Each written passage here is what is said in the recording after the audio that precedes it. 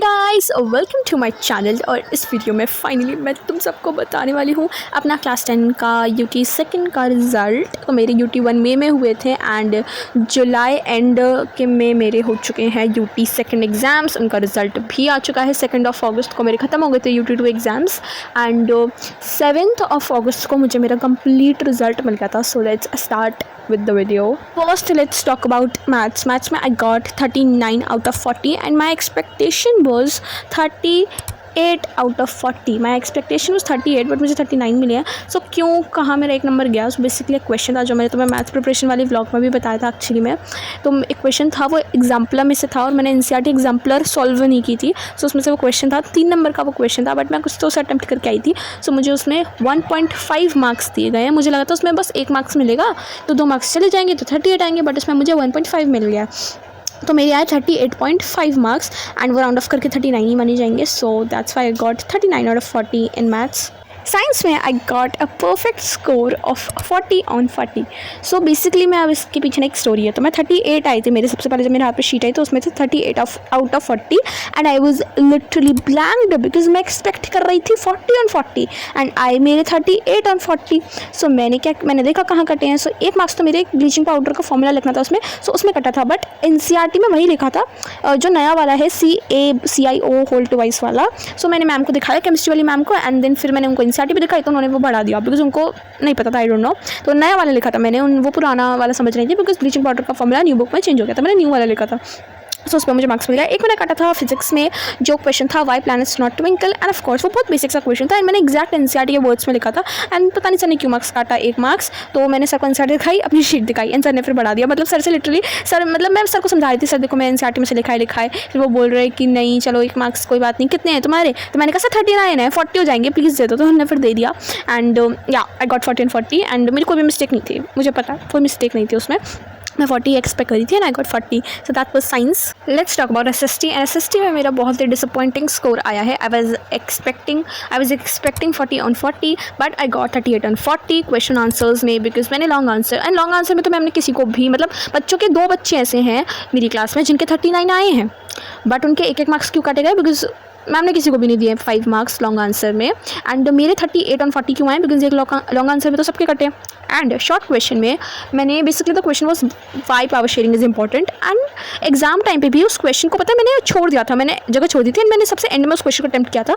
I don't no मैं तो अच्छे से पढ़ रही थी बट मैं क्वेश्चन देखते ही मुझे लगा क्या लिखूँ why power sharing is important but actually में वो बस एक रीफ्रेमिंग थी of the question why power sharing is desirable. बस उसी के वो लिखने थे हमें reasons like why power sharing is desirable करके NCERT बुक में and the question was why power sharing is important. तो बस वही लिखना था बट मैं बिल्कुल ब्लैंक हो गई कि क्यों इंपॉर्टेंट है क्या लिखूँ. फिर मैं उसमें जैसे तैसे कुछ लिख कर I and to be honest I was also not satisfied with the answer जो मैंने लिखा था एंड मुझे 1 मार्क्स मिला उस पर बट वो एक्सपेक्टेड नहीं था बिकॉज मुझे लगा था मैम दे देंगी बट मैम ने इस बार अच्छी चेकिंग की थी स्ट्रिक्ट वाली मतलब लॉजिकल चेकिंग. सो मुझे नहीं मिला एंड या that's why I got 38 on 40. I think इसमें मेरा एक था कि मैंने revision I think and question practice भी अगर मैं थोड़ी कर लेती तो मेरा ये स्कोर नहीं आता but it's okay. Now English and to be very very very honest English Hindi IT मतलब जो मेरे मेन सब्जेक्ट्स है ना मैथ्स एंड SST उसमें तो मेरा रिजल्ट वो है जो कि एक्चुअल में एक्सपेक्टेड नहीं था. मतलब साइंस पर एक्सपेक्टेड था 40 आएंगे एंड मैथ्स में भी एक्सपेक्टेड था कि इतने ही आएंगे 38 39. SST में अनएक्सपेक्टेड था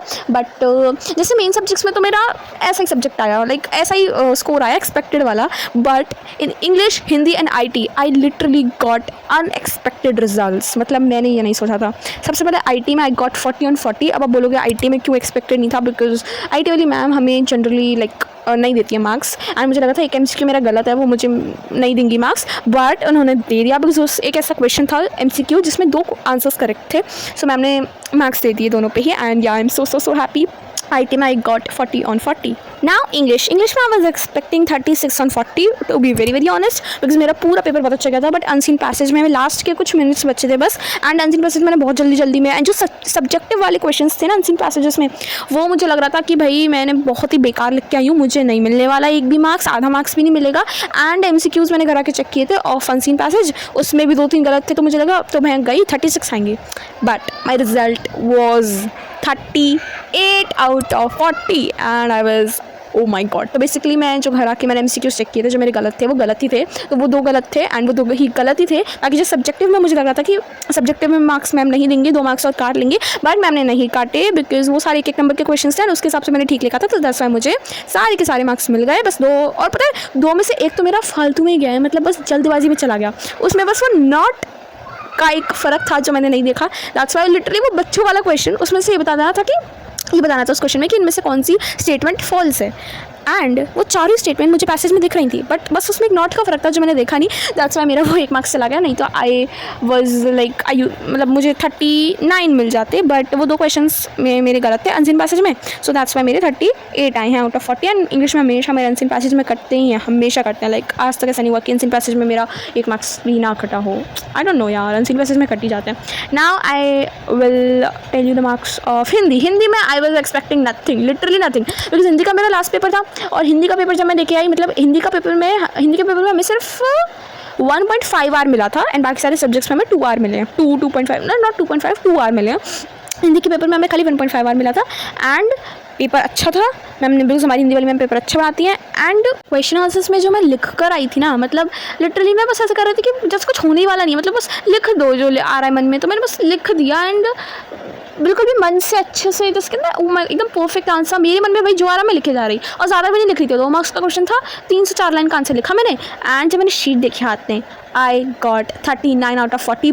but as usual my Hindi वाली मैम, ओ माई गॉड, उन्होंने पेपर देखते कहा तुम्हारे इतने कैसे आ गए, तो फिर उन्होंने एट द मोमेंट मेरे 1.5 मार्क्स और काट दिए, एंड दैट्स आई गॉट 37.5, जो कि राउंड ऑफ करके होते हैं 38 आउट ऑफ 40। अब आप बोलोगे ऐसे कैसे काट दिए भैया, मैं तो कह रही हूँ अच्छा ये काट दिया, नहीं तो ये मार्क्स मेरे सर पे चढ़ जाते हैं हिंदी में, मैं फिर आगे और पढ़ती नहीं, या फिर मेरा और डाउन चला जाता result, because Hindi I literally hate Hindi. I don't have the courage, the gut to study Hindi even one day before exam।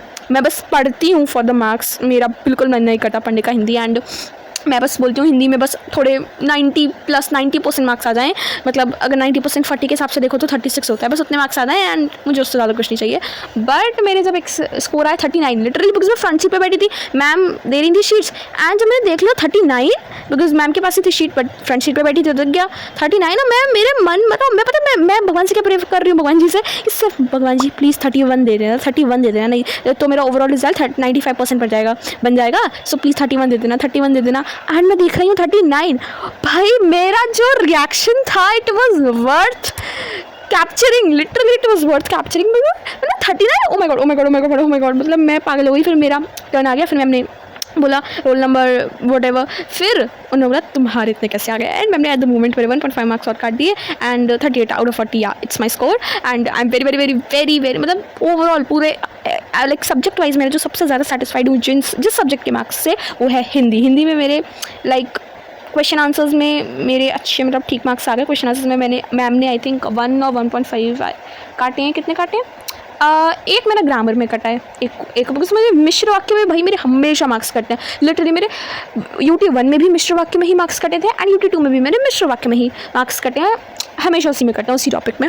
So 1 marks मेरा वहाँ कटा था, एंड बाकी के 1.5 मार्क्स मेरे कटे हैं क्वेश्चन आंसर में, या क्वेश्चन आंसर में मेरी कटे। So that was my Hindi result, I got 38 on 40, and जो मेरा ओवरऑल रिजल्ट बन रहा है वो है 233 out of 240, which is so unbelievable. मतलब मैंने सोचा था मेरे 228 आ जाएँ आउट ऑफ 240, जो कि बहुत अच्छा होगा, बिकॉज मेरे फिर 95% बन जाएंगे, एंड जब मेरे मार्क्स मुझे दिख गए तो मुझे लगा कि मेरे 229 230 आ जाएँ तो बहुत अच्छा हो जाएगा। But I got 233 out of 240, जो कि बनता है 97%, एंड मतलब मैं बहुत ज़्यादा खुश हूँ। बट ये मार्क्स मेरे बिल्कुल भी मैटर नहीं करते हैं, वो स्कूल एग्जाम्स बहुत ज़्यादा इजी आए थे, ये जस्ट यूनिट टेस्ट सेकंड थे, ये मार्क्स बिल्कुल भी मैटर नहीं करने चाहिए इनफैक्ट किसी के लिए भी। एंड या